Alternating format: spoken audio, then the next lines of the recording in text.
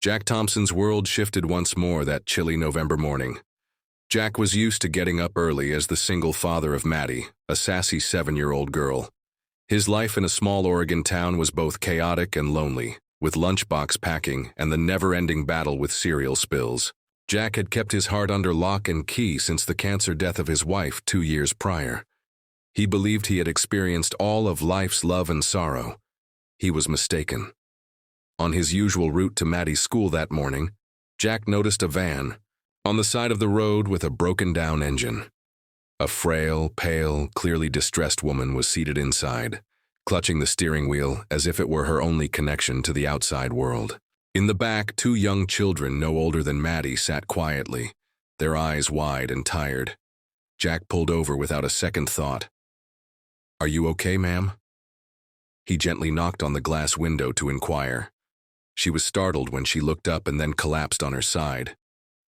Jack sat in the hospital lobby 3 hours later with Maddie coloring beside him as the doctors treated Anna.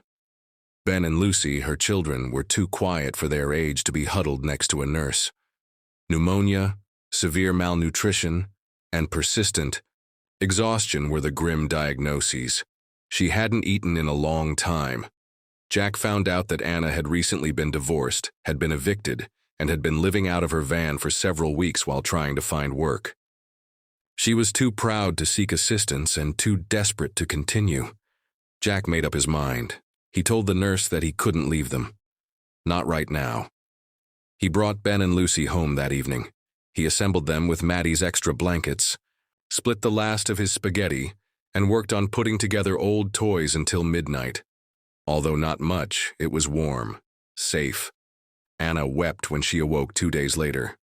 "Why?" she asked, her eyes welling with tears. "You don't even know who—" "I am," Jack grinned. "You appeared to be in desperate need of a break. I've been there before." Weeks went by. Anna slowly got better. Jack drove her to job interviews, assisted her in obtaining government assistance, and even taught Ben how to ride a bicycle. Maddie, who had previously inquired at night whether her mother was still in the stars, began to laugh once more, particularly when Anna read bedtime stories in silly voices. However, Jack erected a wall. One thing was to be grateful. Love was something completely different. Then Christmas Eve arrived, the kind of early snow that silenced the world had fallen. When Jack got home from his shift at the firehouse, his living room was glowing with handmade paper stars, garlands, and a tree proudly positioned in the corner. While the kids decorated cookies, Anna hummed and was covered in flour in the kitchen. Maddie rushed up to him and took his hand. "Daddy, Anna claims that you saved her. However, she also saved us, right?" Jack's heart shattered completely. Anna quietly gave him a box that had been wrapped that night, after the kids had gone to bed. Inside was a picture, a straightforward one that Maddie had taken. It showed all 5 of them laughing in the park, which is the kind of honest happiness that you don't notice you don't have until it's on camera. Anna had written on the back, "Not only did you save me, but you also saved yourself. We are grateful that you gave us another chance. Do the same for us for you." Jack didn't say anything. He just drew her in closer. 2 years later, Jack was cheering as he stood on the church steps with Anna, now his wife, while their blended family cheered. He had begun with a straightforward act of kindness. There is no hope, no recompense. But he got 10 times what he gave that November morning.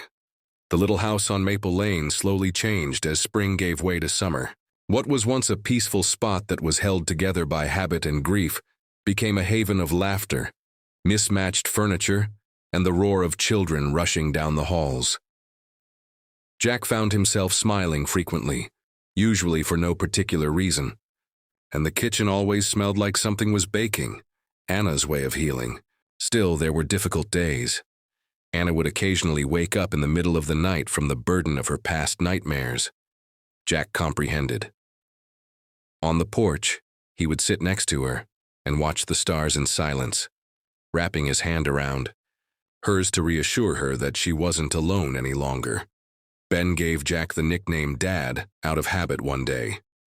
It came out during breakfast. "Dad, can I have more juice?" Jack stopped.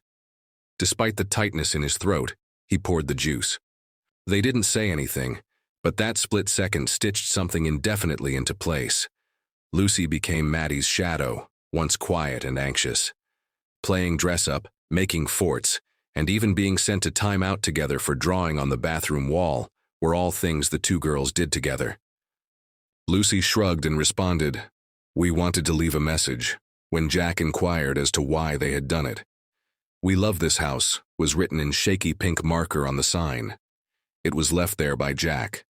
Jack saw their old shortcut while driving home from the grocery store one day, the spot where he had found Anna slumped behind the wheel. He stopped without thinking about it. There was no trace of the moment that had changed everything in the space at this point. He did, however, feel its full weight while standing there. Suppose he hadn't stopped. What would happen if he drove by? He knelt in the grass, whispered, "Thank you," and ran his fingers across the cool ground. A Helping Hands program for struggling families was launched not long after by the town's community center. Its first volunteers were Jack and Anna. They knew exactly how it felt to slip through the cracks, not because they had extra time. They quietly paid their overdue bills, held food drives, and went to shelters. The news spread. People began arriving to assist. "I didn't think anyone cared anymore," said one of them, a man who had just lost his job and home. Jack grinned. "I also used to think that." Their family grew not only in love but also in purpose over time. They didn't have a lot of money, but their home was full of chances. Teens who had grown up in foster care, single mothers who were in between jobs, and veterans who needed a place to sleep all passed through their doors. "My dad says you can't fix the world, but you can fix one corner of it." Maddie, now 10 years old, once told her class.